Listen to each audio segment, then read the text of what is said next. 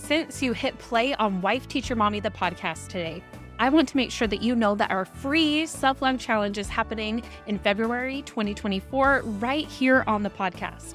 The goal of this challenge is to make creating an intentional practice of self-love even easier than ever simply by plugging in your earbuds and listening for about 10 minutes per day. But for the full experience, you're going to want to get the scorecard so you can enter the giveaways, get the daily journal prompts sent to your inbox, and join us for the live wrap-up podcast recording. Yes, you get to join me in the studio and record the podcast together live. It is all free. Go to wifeteachermommy.com/self-love challenge to sign up. Again, it is completely free. You'll get a daily reminder with the free 10-minute coaching each day and your journal prompt, and you will see a transformation over these 14 days. It is not only going to impact your relationship with yourself, but as I'll teach during the challenge, it is going to impact every single other relationship you have in your life, your relationship with other people, your relationship with teaching. That energy is going to impact every single other aspect of your life. So sign up at wifeteachermommy.com/self-love challenge. It's free. Now let's get to the episode. You are listening to episode number 64 of Wife Teacher Mommy, the podcast. Create your ideal classroom management plan and minimize classroom disruptions with Linda Cardamus from Teach for the Heart. Are you feeling overwhelmed by classroom disruptions and not sure what to do about it? Today, we're taking questions from real teachers in our Wife Teacher Mommies Unite Facebook group. Plus, we're sharing how putting together a classroom management plan just might be the trick to putting an end to disruptive behaviors in the classroom once and for all. So keep listening.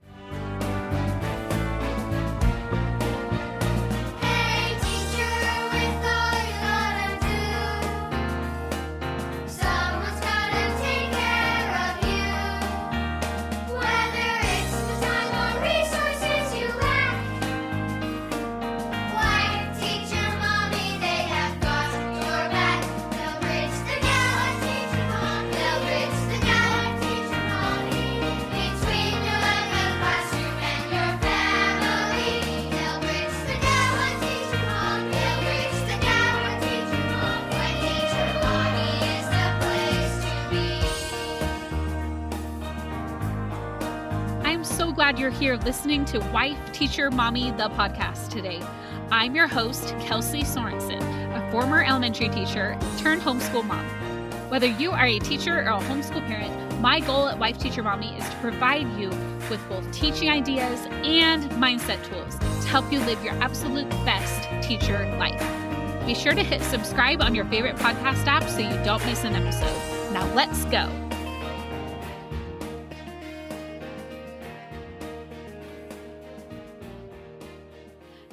What's up? I'm so excited to be here with you today.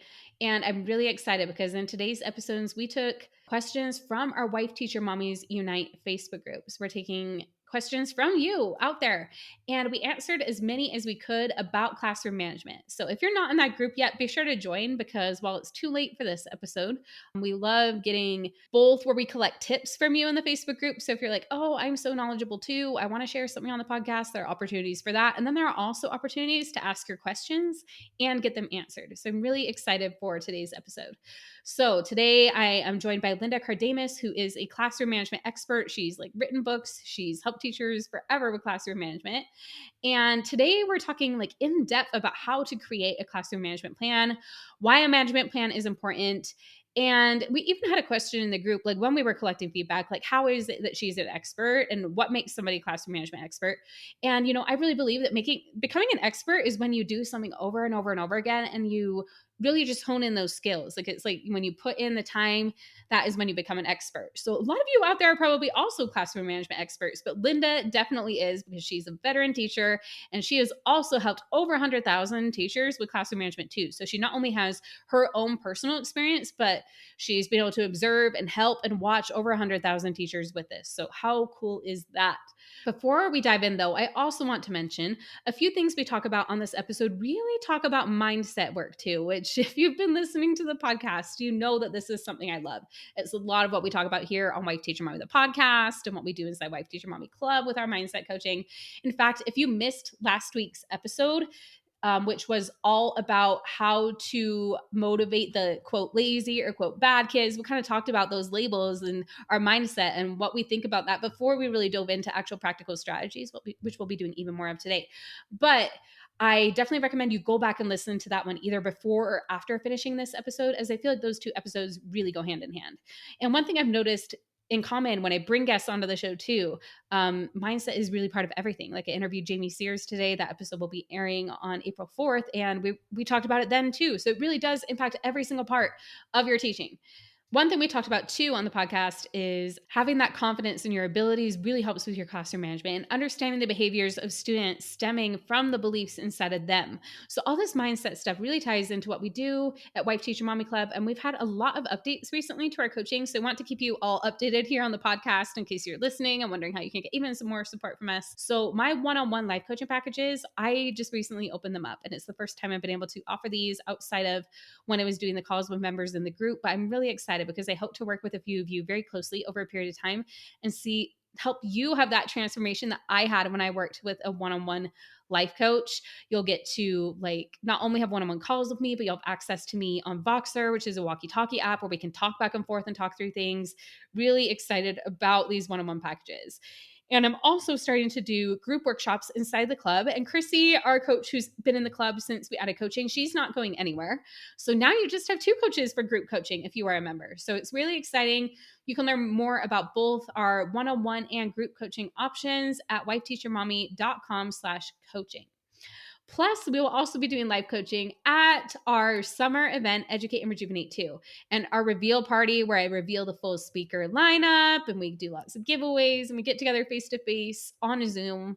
And this is a free party. We're going to give away so much stuff, you guys. I'm so excited. I hope you'll join me because it's going to be a lot of fun. It's happening on March 22nd. I really hope that you'll come and join us at the reveal party.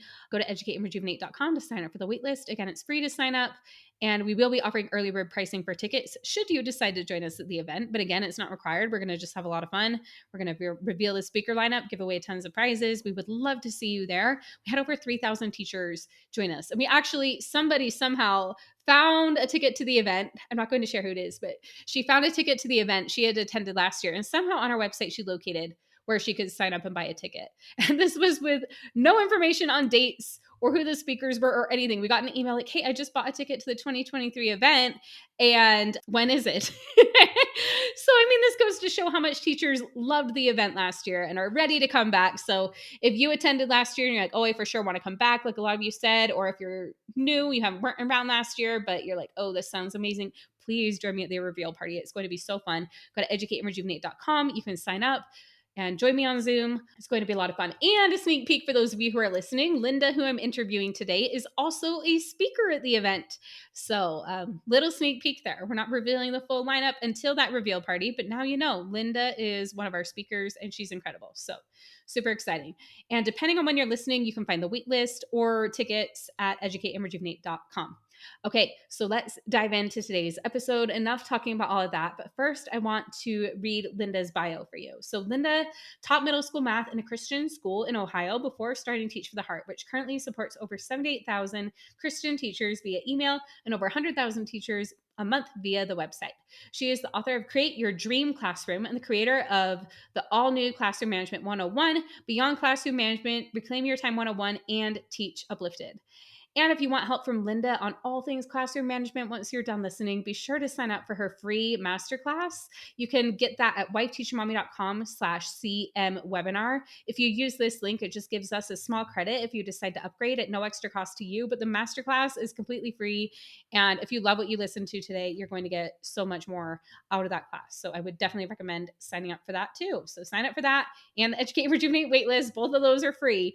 And now let's dive into the interview. Hey, Linda, welcome to the show. I'm so excited to have you. I'm so excited to be here. Yes, well, we're so lucky to have you. I've been letting our Facebook group know that you've been coming on, and they're really excited to hear what you have to share with all of us. Awesome. I'm so excited to talk about this. This is a topic I struggled with a lot when I was a teacher, so I've spent a lot of time learning and trying to figure out what works and what doesn't. And so I know it's something that's really tricky for a lot of teachers, and excited to be able to offer some tips and pointers. Yeah, that'll be awesome. So before we really dive in, can you like introduce yourself a little bit, like how you specialize in classroom management, your teaching, what you do at Teach for the Heart, etc.? Sure. So my name's Linda Cardamus, and I taught middle school math at a school in Ohio. Before I took some time away to start just raising my young kids while they were in preschool age and babies. And as a result of that, it turned into I started blogging and writing. And then I had a friend that never taught before and was about to teach, and she said, "Linda, can you help me know what to do with classroom management?" So I taught her, and then I said, "Oh my goodness, this is a course. Teachers need to know this. There's so many people. I wish I would have known this. I wish I had someone teach me when I was getting started." And so we started our first course called Classroom Management 101 back in 2014, actually. And then been kind of teaching classroom management ever since then, and just learning, taking the lessons I learned is where it started. And then since then, just learning from others and what works and what doesn't, and the students that we work with, and just kind of continuing to grow and improve. So Classroom Management 101 has gone through quite a few iterations since then. We actually just released a completely reworked version of it that we're really excited about. But yeah, it's a blessing. So if you're not familiar, we're over at teachfortheheart.com. It's the number 4, teach the number 4, theheart.com. We have blog, podcasts, trainings, and all kinds of resources. That's so amazing. So you've been helping teachers with classroom management since 2014. That's what, like 9 years now. So you've like a lot of teachers, like helped them through COVID with the management and all of that. Yes, yes. Yes, so good. So why do you think, why is it important to have a classroom management plan? Great question. And this is something that really we've almost put our finger on even in the last few years, is the power of having a plan. Because a lot of times in classroom management, our now there's so many different types of personalities, but if you're anything like me, if you don't have a plan ahead of time of like how you're going to handle different situations, what I did was I didn't know what to do with it, and so I just let it go. And that's not good to just let everything go. For other teachers, it's more of like you become very reactive. So maybe one time you completely let it go. Another time you like come down super hard and you're like super inconsistent. And students know where the And that's line like is. the thing for the kids Yes, too. right. It's like, Yeah. okay, where's the line? Today it's this, tomorrow it's that. They have no idea where the line is. And also, so it's very hard for students. They're either not getting any line because you're just letting them push you, or they don't know where the line is. And then the other thing is for us as teachers, it's very stressful to not know what to do, because when something happens, we kind of freak out inside and go, I don't know what to do. And we just react, or we panic, or we just are so stressful because, and then all our insecurities come up. I don't know. Should I do this? Should I do that? What's right? What's not good? And we're dealing with that all in that instantaneous moment between when it happens and when we respond. And it's really stressful and it's really difficult. And it also, another thing that happens when we don't have a plan is we really start to find sometimes too, like we judge how good we are at classroom management on the student's behavior. Like if the student's not doing what they should, it's, that's my fault. And I think when you have a plan, so many things start to fall in place. And what I mean by have a plan is it's really powerful if it's written down, like typed out. How am I going to respond to all of these common situations? Because when you have that, then when something happens, you don't have to stress about how to respond. You already thought about it. You've already written a plan. Your plan doesn't even have to be perfect. It's just a plan, and you know what to do. And so when it happens, the stress of figuring out what to do isn't there. You just do it. And it's not always easy to still do it. I know for myself, I still sometimes have to psych myself into it, but the only decision is, am I gonna do it or not? I'm not trying to decide what to do, and I can just commit and say, "Yes, I'm gonna do it." So it takes away the stress there, and then that helps you be so much more consistent because you've already decided what to do. So you just are following your plan then.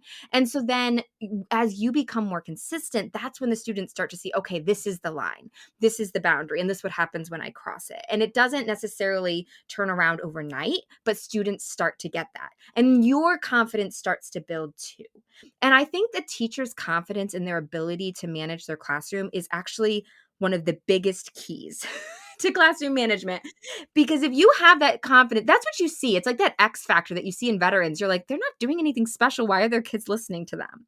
It's because they have that confidence, and the students can sense that, and they know, okay, I mean, they've also been consistent in all those other things, but that confidence is so important. If it's not there, it's like this huge blinking light saying, you can get away with stuff. Just try me, it's not good. But how do you build that confidence when you're not confident? Well, by having a plan and then starting to stick with it. And it starts to build up, and you start to realize, okay, I can do this.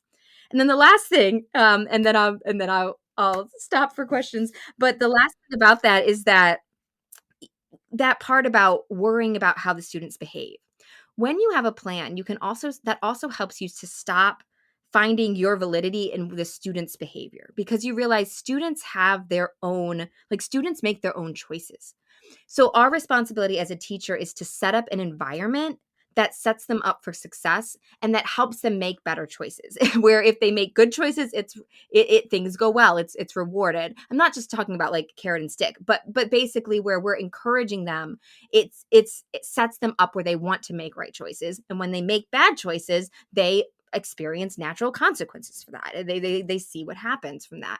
And so we're setting up this environment where it's a good classroom environment for our students, but students are still going to misbehave. And we don't have to take that personally. We can just respond and take we can take the affront out of it and just say, I know kids are going to push the limits. I know that's part of it. I have my plan. I'm simply following my plan, and I don't have to feel bad when my students misbehave. I'm just going to respond. I'm in control of my response. I'm not in control of what my students do, but I can control my response. And in so doing, I can create an environment over time that's going to be so much more conducive. I hope that makes sense. I know I just kind of, I get really excited and start going. 100%, Linda. I agree with everything you had to say. And I don't know if I told you that, like, I certified as a mindset coach recently. Did I tell you that? No, that's so exciting. So, I mean, and a lot of what you were just saying is really kind of what I've talked about with some of my clients as I've coached them when they bring in classroom management stuff. Is we can't control at the end of the day every decision our students make, but it's like, we can control like how we think about it or how we set up that plan and have those natural consequences and everything. So I just love everything you had to say about that, and that our confidence in ourselves shouldn't depend on what their behavior is. Like, it's not saying that you're a bad teacher or even that they don't care about you. They're just children. So, and then we show them, and like you said, a lot of times they're like, oh, why are they doing this? But we show them where the line is with our actions. So if we're like, I'm going to just let them keep doing it. Of course they're going to keep doing it. So yeah, so good. Right. Yes, exactly. Okay, so like I mentioned, we have a lot of questions from our Facebook group. So I'm excited to kind of dive into them. And I kind of sorted them into a few categories. So we had questions about, and I'll kind of let everybody know what those are first. They kind of know what we're going to get into. So we have students being disruptive and interruptions. That's category 1. Category 2 is other problem behaviors. 3 is getting students motivated. Number 4 is administration. Number 5 is differentiation with special needs and gifted. And then we just have like rapid fire random ones that didn't fit into any of those categories. So, all right, let's tackle as many as we can. this will be fun. Okay, so the first one. So Bruni says, when you have tried everything, asking politely, reminding of rules, rewarding others for following said rules, etc., how do you get students not to call out? Usually the same kids, and I've talked to both the parent and student, very annoying and disruptive. Yes. Okay. So we're talking specifically in this situation about students calling out, like I imagine in the middle of class or when other students are trying to talk. It sounds like you've already tried a lot and are already doing a lot of things right. Sometimes, and I know there's such a hesitancy for this in just our current climate and culture, but sometimes there has to be a consequence. And a consequence doesn't have to be like a horrible punishment. It doesn't even have to be a punishment.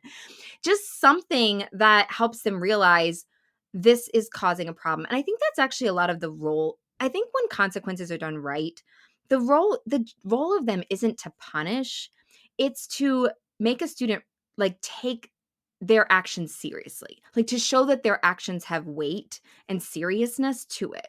And so obviously calling out is not a huge thing, so it doesn't merit a huge consequence, but it could have a small consequence. And even a consequence, if you're like, okay, I don't want to do anything big, a consequence can also be not getting a reward. So if there's a reward that other students get and you don't get, that is also like something logical if you want to keep it more positive. But in either case, I think if you haven't tried that, that's something I would consider. And another thing that I found, and we teach this in Classroom Management 101 and as one of the options, not the only option, but so many teachers have found this helpful, is having some type of warning system.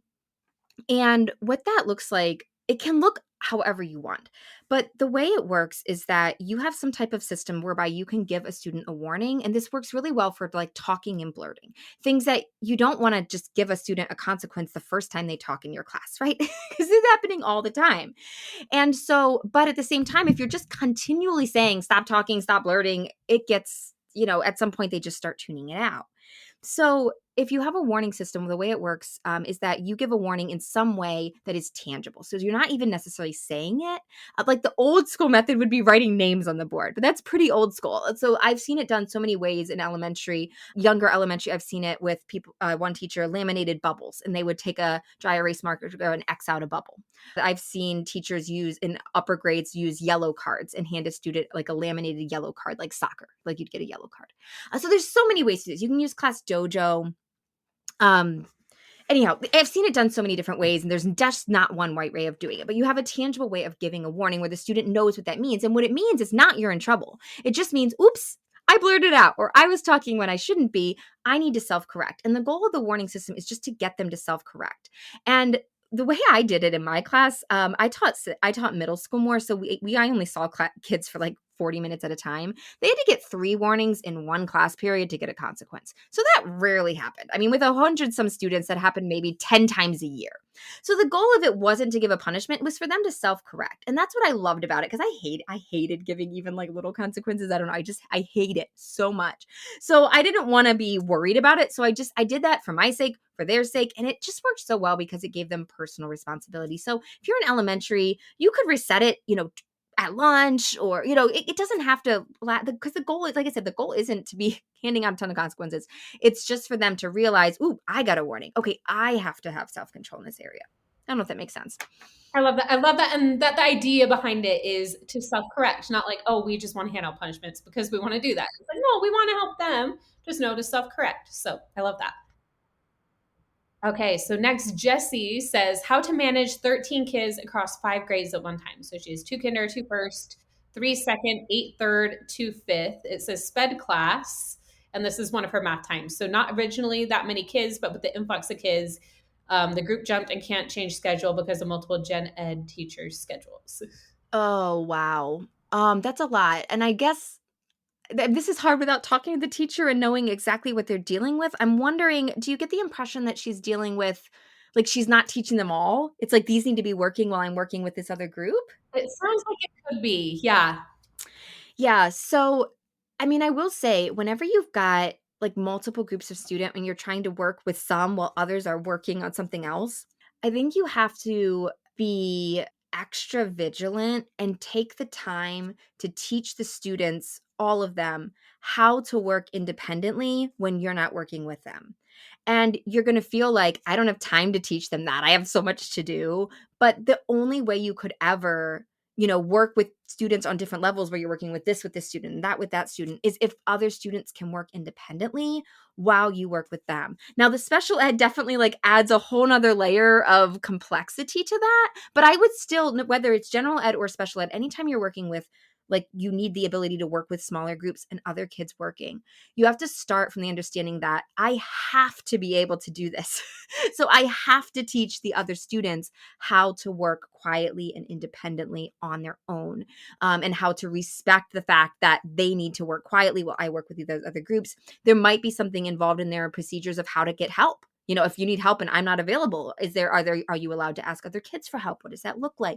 So that takes a lot of practice, and that takes a lot of teaching. So I would say, before you ever, even if you're in the middle of the year, like, right now, it's the end of the year even, I would still say if what you're doing isn't working, it is worth it to stop, back up, and say, okay, I'm going to take a couple class periods and I'm not going to pull small groups. I'm just going to like practice with them how to work independently. I'm going to practice with them. What does this look like? Because it's going to take like the first few times you do it, you're not going to be able to work with the group because you're going to have to keep stopping and correcting and teaching them how to work by themselves. But taking that time to teach those skills by practicing it, by correcting when it's not right, by having them redo as necessary, that work that you put into that will pay dividends because then you'll be able to work in it. But you have to view it that way. You have to view it as an investment of time into teaching these skills, so that then you can work with particular students or particular groups without the rest of the class just running wild.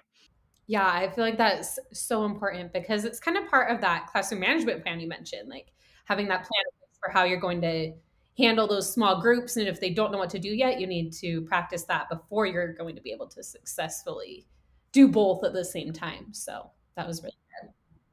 And I think we answered, so the next one, I think we answered with the first two. So Laura, I believe we answered your question too about interrupting in small groups. I think we just talked about both of those. Karen, how to handle impulsivity. So when they're impulsive. Oh, great question. Once again, these are interesting trying to answer these without a lot of context, but I think this is actually part of when we teach students how to create a classroom. When I say students, I mean teachers. When we teach teachers how to make a classroom management plan, part of what we talk about at the beginning is our expectations. Getting clear on what do we want our classroom to look like? Because there's not one right standard, right? So when you talk about impulsivity, some type of impulsivity might be good. You might want your students to have some level of interaction or whatever it is, but then there's other kind that is like, no, this is not good. This is disruptive. This is causing things that are not good. So the first piece of advice I would say is get clear in your mind on like where you feel like that you want to hold that line. And there's not one right answer to that. But where do you feel like what kind of impulsive behaviors are causing problems? Which ones do you want to allow? And kind of get clear on that, I would say. And then you can take some of the strategies that we already talked about that and apply that. I feel like I'm not, I don't know, Kelsey, if you have any insights on what you think impulsivity means, but I'm assuming that's meaning like, just kind of just impulsive disruptions is kind of how I'm interpreting that. So those could also very easily go into a warning system where you're not going to like I said, the whole point is just to teach them to self-correct and self-control. So they're just getting a warning, not in trouble, no big deal. But if you keep doing it, then then you're going to get some type of small consequence to help you realize, okay, I got to get this under control. Yes, I love how you tied it back into that warning system too. Okay, I'm going to go to the next section because I think a lot of these questions, that's why I kind of put them together, is because a lot of teachers have similar problems, right? Right there. Okay, so Deborah says, and I've heard this like similar things from some other teachers too. She says, how do you deal with a student who pushes desks over and tries to harm other students? Oh my, yes. And this is becoming more and more common.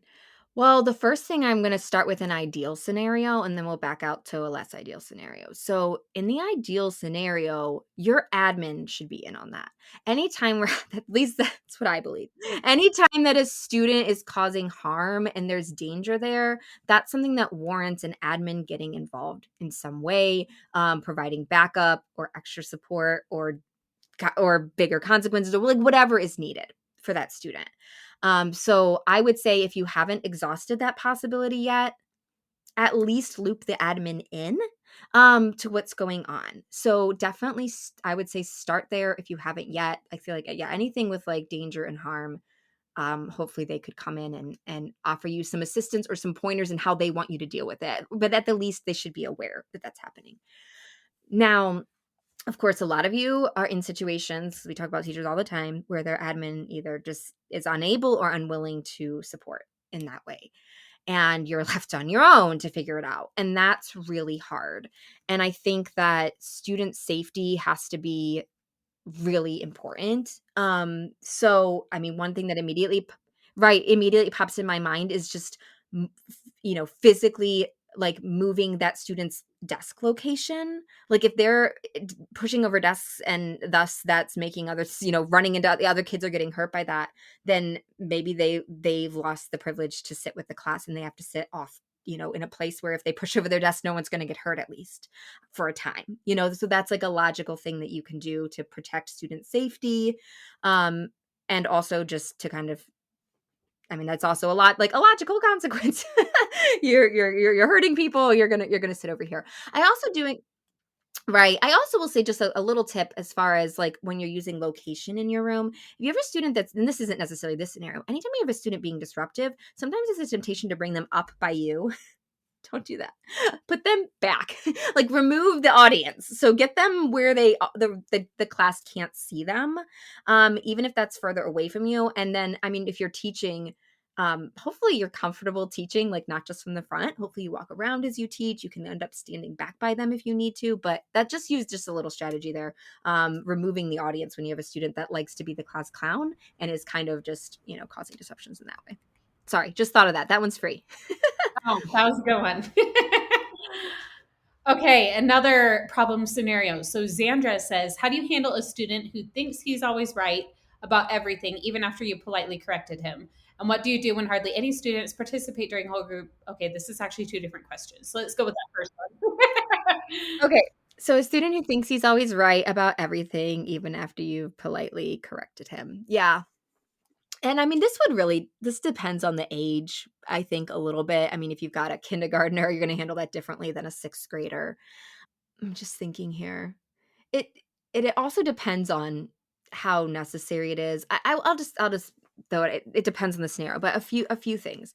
One thing that really helped me to learn was I don't have to like I don't have to prove myself to my students. I don't have to convince them that I'm right. And trying to do so often just it has the opposite effect. So when I was my first year teaching, it did not start out well. I did not like have any plan on how to handle my classroom, and so I didn't, and it digressed very quickly. And then when I was trying to rein things back in, I had a couple sixth graders who would like every day kind of want to argue with me like why did they get a warning and I didn't? And then they'd want to like I would let them, I don't know what I was thinking. I was 22. So I would let them stay after class and I would try to explain to them why I did what I did, and they would I would kind of let them not like argue with me, but like push back. I don't know what I was thinking. I was thinking I needed to like show them why I was right, and like it did not help at all. And I finally at some point realized I don't need to do this. Like they don't have to agree. And so it really does. It takes two to argue. So just I know Love and Logic has so many great little like one-liners that they use, but just picking up like a one-liner, something like I know you don't agree with me, but that's what we're doing. Or, I care about you too much to argue. You can pick a one-liner like that and you start using it consistently. And the key is in the consistency, where when they push back to you, you just say that line and then you just move on. Like you either turn around and walk away, or you talk to the next student, or like you end the conversation. Like just by saying, "Nope, that's not what we're doing. Move on." And just, if whatever that really the power of just saying something and then ending the conversation like it's just done is really powerful, and it kind of diffuses the situation. And if they're set, they can grumble by themselves for a few minutes, but you've moved on, and then it's fine. I'm interrupting this episode for just a moment because I want to let you know about some new options we have available for coaching. If you want to thrive as a teacher with support completely personalized to your teacher life struggles, goals, and needs, I take a limited number of one-on-one clients, and I would love for you to be one of them. We'll work closely together via Zoom calls, scheduled conveniently according to your schedule, plus Voxer, which is a walkie-talkie app where you can get personal coaching from me right from your pocket. Plus, you'll also get all the benefits of group coaching and our resources, because Wife Teacher Mommy Club credit is included with every one-on-one package. And that credit can even be applied to a current membership if you are already a club member. Go to wifeteachermommy.com/coaching to learn more and fill out a no obligation application. Talk soon. And what do you do when hardly any students participate during a whole group, but then they complain when they don't get chosen to answer a question? So I think it's the same few raising their hands, and then they get hurt when you don't call on them. When hardly any students participate during whole group, but then they complain when they don't get chosen to answer a question. Oh, maybe it's they're not raising their hand, but then they're upset. They're Yeah, not I'm paying getting the impression on this one where the students are like they're not doing their work when they should, but then they want to like answer it later. It's like they want to pick and choose what parts they participate in. That's how I'm interpreting your question. I'm not sure if that's what she's asking. So, I mean, depending on the age of your students, I would definitely like call them out on that or like have like a really gentle, like, or frank conversation and say, hey, I see you guys are wanting to participate, but then you're not wanting, like, basically like you have to do the work if you want to be able to participate in this part. Like, I think depending on the age of your students, they can understand that. A one-liner here might be helpful too. I call on students who've worked hard during the lesson, or I call in students who have been paying attention. Like if they're wanting to answer questions, but you can't call on them, because so a one-liner like that is really helpful. You just repeat it. And like the first time you do it, it's not going to do much, but the power of those things is in the repetition of them. And they start to realize, okay, if I want this, I need to do this. So did you interpret that question a different way though? Because then we can answer that question too. I interpreted it that like there's the same like 3 who are raising their hands or whatever, and then they're like upset if you're not calling on them every single time. You want to show other participation. That's my son. He's like, my teacher never calls on me. I'm like, I'm sure she calls on you a ton, but you just want to answer every question. So I do think that one can be helpful to talk with the students that are always raising their hand and just encourage them and say, I love that you raise your hand. I love that you are always wanting to participate. Keep doing that. But it's my job as the teacher. This is a private conversation, but it's my job as the teacher to pull in everybody. So there's going to be times where I see you. I'm so glad you know the answer. I might wink at you or whatever, but I'm going to call on someone else because I want to pull in some other people. So I think encouraging the students in that way, so they know that you appreciate their enthusiasm, but they know why you're not always calling on them. I love that idea of like pulling them aside, private conversation, even like, kind of acknowledging them in another way that's not calling on them. So another student can have a turn. Okay, I like Sandy's question because it's like different. So we'll do hers. And then I think we're going to combine all the motivating students all together because those are pretty similar. So Sandy asked, how should you handle a first grade child who's having behavioral struggles? And when you speak with him, whether private or in the moment, he smirks and says mean things to hurt your feelings and tries to make the class laugh at him. Okay. Okay. And then it sounds like a few other kids are then feeding into it and start as well. They've ignored and addressed it privately with the child and their parent, asked for admin support. Now what? Okay. A few things. And once again, this is just you're gonna have to troubleshoot this a little bit yourself, but like, because it's just so these are such situation dependent questions, but some tips. First of all, if you knowing that this child is trying to get a rise out of you and a rise out of the class, then you're going to want to correct the student as much as possible in private. So even if that's a little, hey, step back to my desk, step out in the hall, whatever, you're going to want to try to do as much of the correcting of that child in private as you possibly can, just to remove that audience. As far as the mean things to hurt your feelings, this one is a little bit of a judgment call. I would say you need to do 2 things at the same time. You need to, first of all, like, do as much talk to yourself as you need to realize I cannot be offended at what a first grader says to me, no matter how mean it is. Like, I know what game he's playing. And I'm not going to get sucked in. Okay. I can be confident in myself and not need this first grader's approval. So if you're struggling with what he's saying, like some talking to yourself and just getting yourself in the right headspace, you want to get to the point where like you are unoffendable by a first grader, if that makes sense, so you're not getting defensive. But at the same time, so that's half of it. But the other half is we are also we do want to teach students how to talk respectively to adults and to teachers. So yes. So this is where I said it's a little bit of a judgment call, because there's times when you just need to let it go. Like, there are times when it's just like, there's bigger fish here. Like, I'm just going to let that comment pass. But there's a lot of other times where it's like, no, like this is not right. Like you can't talk this way. And so that I'm just looking at it. It just says, you said, I've addressed it privately with child and parent and asked for support from the admin. Yeah. So if you're not getting support, like backup from admin in that, then I do feel like, man, I don't know what's appropriate at your school or with that age, but I mean, when they're being disrespectful to an adult, and this has been happening multiple times, this is where, once again, I know it's not popular, but what I'm going to say consequences again, because once again, the point of a consequence, when done, I believe when done right, is to show a student this is serious.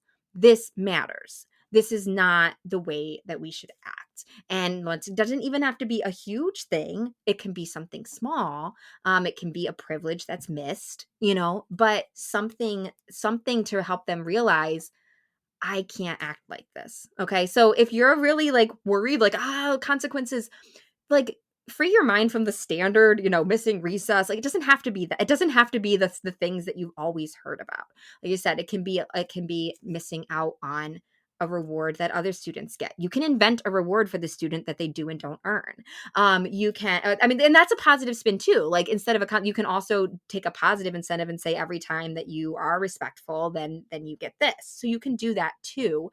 And then also, remember logical consequences. Like, logical consequences are something like, like asking, like, what is logical in this situation? Like we said with the one with the desk, like they had to move away. So you can ask yourself, is there something that's just kind of logical? You've lost the privilege. Is there something they like doing with you as the teacher? They lose that privilege for a day. You lose the privilege to sit with the teacher during this time. If there's some, another time where they like to interact with you, and maybe they've lost that privilege because of how they were disrespectful. So just a few ideas to kind of get you thinking a little bit.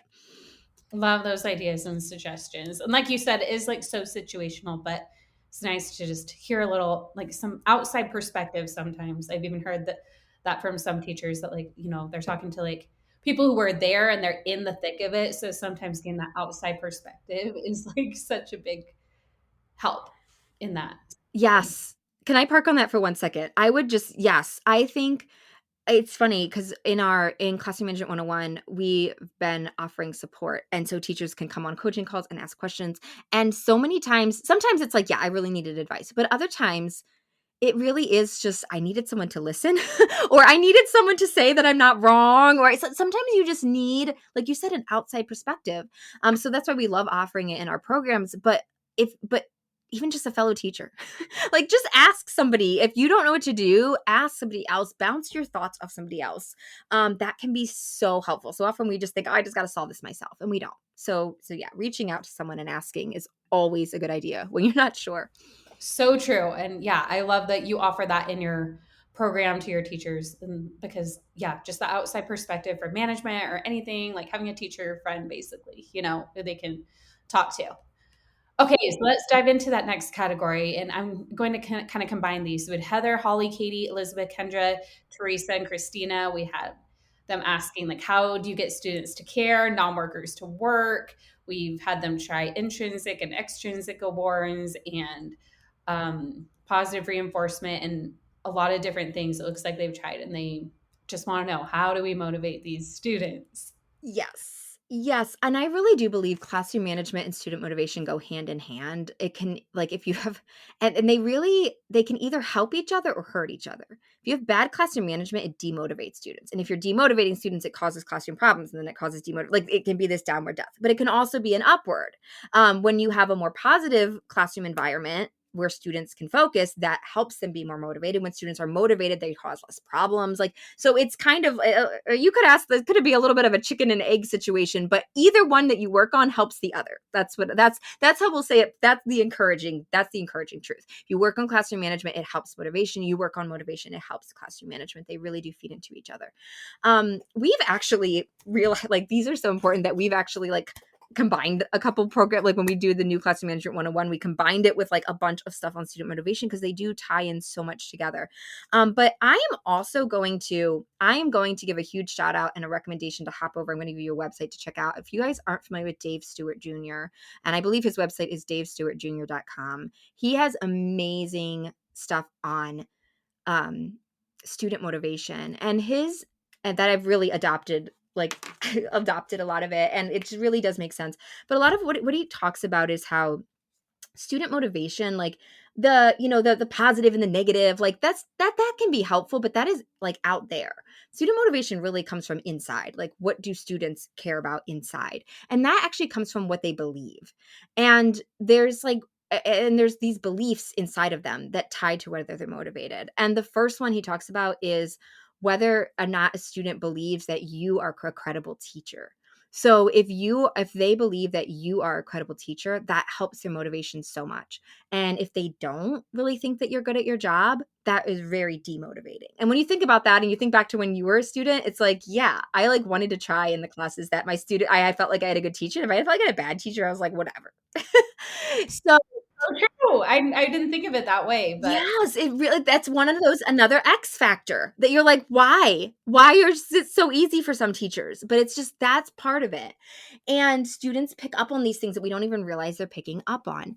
And so you might say, well, what if I'm not a good teacher? Well, once I'm going to go back to that classroom management plan. Like classroom management, if you have like having that's once again why having a classroom management plan, if you're struggling with classroom management, is so helpful because as you build your confidence and your skills in dealing with problems, not only does that help student behavior, but as they see that and they start to build their confidence in you as a competent teacher, it helps them be more motivated. So that actually really ties in together. So any work you do on classroom management also helps with student motivation.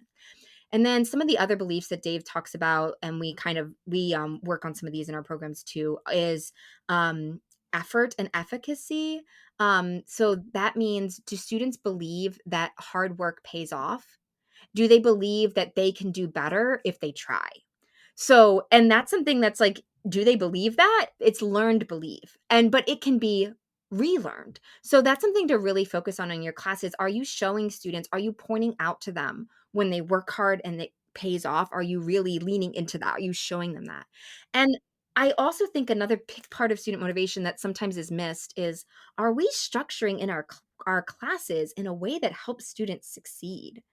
I mean, I've seen teachers where it's like, okay, this is what we're supposed to do, and there are no steps to get from here to here. Like you're like that's just like they're not prepared. Or there's a math lesson that like you didn't teach it very well. Everyone's confused. Like when you're confused and don't feel like you can do the work, that is super demotivating. It's like, I don't think I can do this.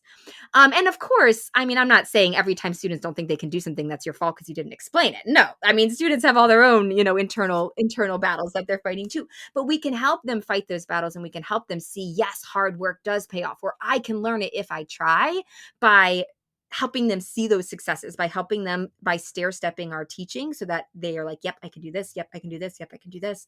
Not going from zero to big too quickly. And then also by encouraging them and motivating them and pointing out to them, hey, you worked hard and it paid off. Look how well you improved, and all those things. I mean, this is a whole that maybe there's like whole courses on this, but there's a few things, biggest things that popped in my mind. whole episode on motivation. Actually, last week's episode was on motivation, so be sure to check that out if you want more about that. But let's dive into the next category because I know we don't want to like go all night, and we're recording a show for your amazing podcast too, which everybody go subscribe to Teach for the Heart. But let's talk about administration. So Molly, Holly, Amy, and Elizabeth were wondering what you can do when administrators aren't supportive. Like if they sometimes they think student behavior is their fault. The administrators are blaming the teacher for it, and not helping Yeah. them solve the problem. Yeah. And this can look so many different ways. There's so many different ways that this can play out. But a few things come to mind. One, I'm going to go back to, I told you I'm going to keep going back to this. A classroom management plan can once again really help with this, not only for all the reasons that we already described, but also because a classroom management plan is a written plan that you can then share with your admin. And and that does two things. One, it shows them, I've thought about this. I have a plan that I'm sticking to. Like I'm not just not dealing with stuff. It really shows them how much work and effort you are putting into managing your classroom. But two, because it's written, the admin can see what you're doing. And that might feel a little scary to be like, I'm showing them my plan. But if there's some type of disagreement, it can remove at least the miscommunication or the misunderstanding. It's like, this is what I'm doing. Here it is. And you can ask them, maybe depending on like your trust level and the situation, you might ask them, hey, is there anything in here that you don't think that you disagree with, or anything that, like basically like, like at least that starts a conversation, and can let you try to see if you can get on the same page. And then that also provides the opportunity to say, I'm doing all of this and I'm still having this behavior, I think this might be a place where I need you to step in. And I mean, they might refuse, but there's a lot, if they're seeing at least like, okay, maybe it will help them see, oh, okay, this is a bigger thing than maybe the classroom teacher should deal with. Go ahead. I think you had a thought. Well, yeah, and it's like you're able to ask for help in a way that's like, hey, here's everything I'm doing, and do you have any like feedback? Like, have a conversation around where they can like see what you're doing, because even if they come in and do an observation, they're not able to see everything in your classroom management plan from that observation. So it's just you're able to have a conversation from a more informed place of what's going on. Yes, absolutely. Yeah, and they might have great pointers. They might say, "Oh, this is a great idea, but what about this?" Like they might have some really great ideas for you to tweak your plan to. Yeah, and that might be super helpful, because if you feel something's not working, so you're going to admin, maybe that feedback could be invaluable, and it could help build that relationship with your admin. Yes. Yes. So I would really say, like, as easy as it is to just be like, my admin's not supportive. Like, maybe they're not, but maybe they are and they don't know how to help you. Like maybe they just don't know where you're at. They, like you said, they come into your classroom one time or once every quarter and like observe for 30 minutes, and like they're not seeing what it, and the kids are good because they're in there or whatever, like they're not seeing the whole situation. And so at least giving that a try, even if you're like, I don't think they're going to help. Well, you don't know, maybe they would. But then beyond that, if they really are just, there's just no help from there, then once again, classroom management plan really helps, because you can say, okay, this is not available to me. What is available to me? What can I do in my classroom? And you can also sometimes pull in other teachers, the strategy from, I think it's from Love and Logic, about like short-term recovery, where you have a buddy teacher where you can send that people to them and they can send people to you, and you don't have to do anything with them. They literally just sit in the back of the room and then they go back in like 15 minutes, so you can, if okay, I really can't rely on admin, you can start to say, okay, well, what can I do within what I can? And just realize though, if you truly don't have any admin support, there is only so much you can do as a teacher. But that can also be freeing to say, I will do everything I can, and then I have to let go because I'm doing everything I can. Like, there is so much that is in your control. Take that, do that, and then that's all you can do. So true. So good. Okay. So then we have our differentiation, special needs, and gifted. So we have Vanessa, Rena, another Vanessa, Irene, and Mary, who had questions about this. We're going to just kind of sum it up and say, like, what are the best ways? So Vanessa said to engage higher students during universal instruction so they're not talking and distracting learning. And then also kind of the vice versa with those who need that additional support, like managing all of that. Yeah, and this, once again, this is like a multifaceted whole podcast episodes just on this. But just a real quick first question, tip on higher learners: bonuses. I love doing really hard bonus questions. So like something, for math, I taught math. So, the normal question has like 2 steps. The bonus question has like 10 steps. And I just throw it out there to the class or like to the kids that are bored and like let them have at it. It's just a bonus. It's just like, I'd put stuff like that on homework or quizzes or tests, and like, or just at the end of class or whatever. Like, so that's something that's really easy to do. Just throw it up there, either bonus or doesn't count, just for fun. And then as far as, like I said, there's just so many different questions here. As far as classroom management, I will say this: with any type of special needs, I would recommend starting from an assumption that they can do, like, I'm going to have high expectations of them. Unless you have an IEP that says differently, like, start from the assumption that I'm gonna see what they can do. I'm gonna call them up to these expectations. I would say, academically and behaviorally. And then obviously if you have an IEP, I'm not saying ignore modifications or anything like that. Like, you need to take that into consideration. And as you work with the student, you might realize, okay, this is what they need. They need this. They need this to be different. So differentiate and give students what they need as you come across that. But I think there is a danger of just assuming, oh, like a label. Okay, this label. Okay, this is what I'm going to expect this from them, and this, and just don't do that to them. Like call them up to that.